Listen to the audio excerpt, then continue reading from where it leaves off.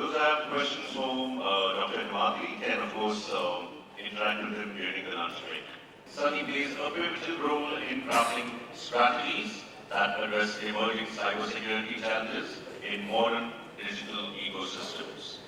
He will speak about securing the smart grid, leveraging simulation and visibility for cyber-resilient power systems. Please welcome Mr. Sunny Nikhil Nair from Keysight Technologies. We are living in a very fantastic era of digitizing everything, and data is the core which is driving all these adoptions.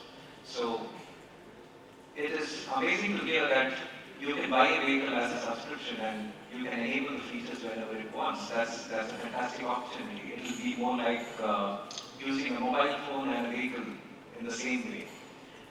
So today, I would like to concentrate more on the cybersecurity side of things in terms of understanding the capabilities which are there, which we can take advantage of, and what can be done, or what exactly is the effect of someone trying to take advantage of certain loopholes which can bring down a critical infrastructure.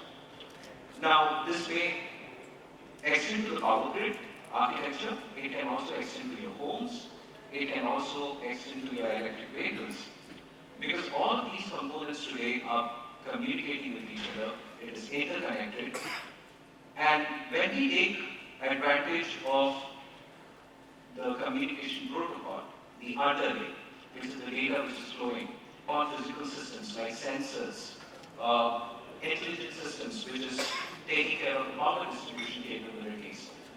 And we are also talking about smart meters, okay, or advanced metering infrastructure, which provides a lot of data insights. What if I could spoof information which comes from these devices, which is connected to the central system, which is taking the decision or the decision-making process? Can I influence or target these mechanisms in order to manipulate data? Data can be manipulated in terms of time. It can be manipulated in terms of what kind of information it gets. We can also influence these particular devices to take decisions based on malicious data which I could feed it. And that is where stitching a cybersecurity framework, when you design solutions like this, plays a pivotal role to address protecting your consumers who are actually consuming the services, protecting governments which are using power as the most critical infrastructure. If you look at the medical, aerospace, defense, you take any industry, power is the core of the functionality what any person depends on. So today your phone runs on batteries. What if your battery runs up? You need a power point to charge it. You might have heard of a famous attack, okay? Or an advisory. Don't plug the USB ports. Say for example, I can have a particular USB port in an airport or a railway station. You might be plugging in your phone to charge it, but then do you know if that USB port is trying to export your data? How do you validate that? So when you're designing an architecture or building any smart infrastructure, a person who's solutioning this has to keep cybersecurity or security risks in mind, because at the end of the day, the consumer is the one who gets affected. Hi, this is Himadri. I am working in automotive industries since 2001, and I'm very glad to be part of Rt24, and I can see how Opel RT has grown. Like, we grown together.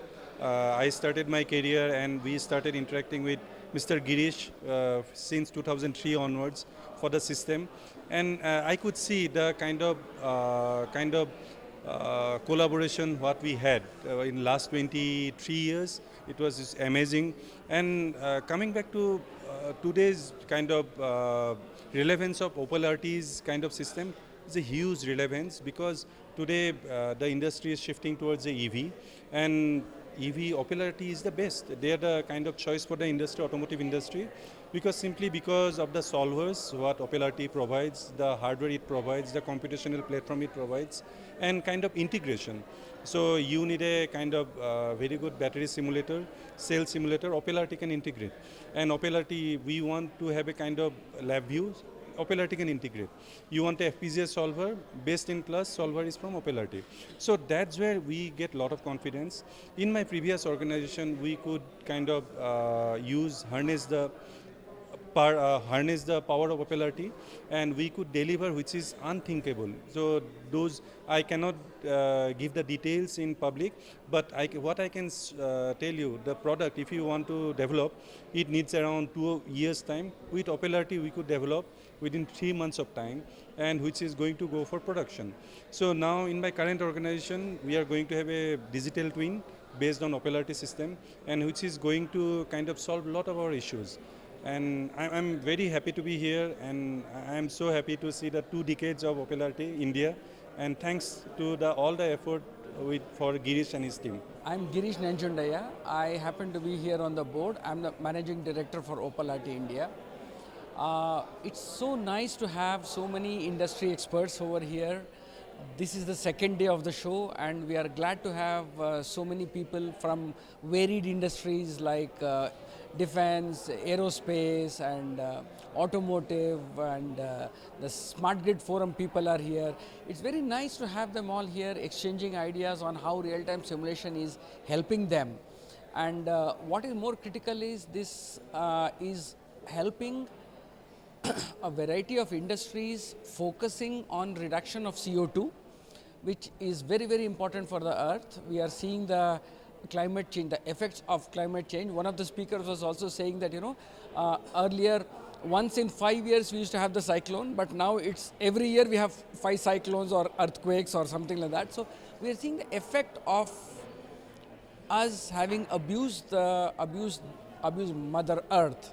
So it's time for us to change, and what Opel does is, because it is more on the electrical side of the simulation, it helps you in all the electricalizations trying to bring down the effect of our development on the CO2 growth.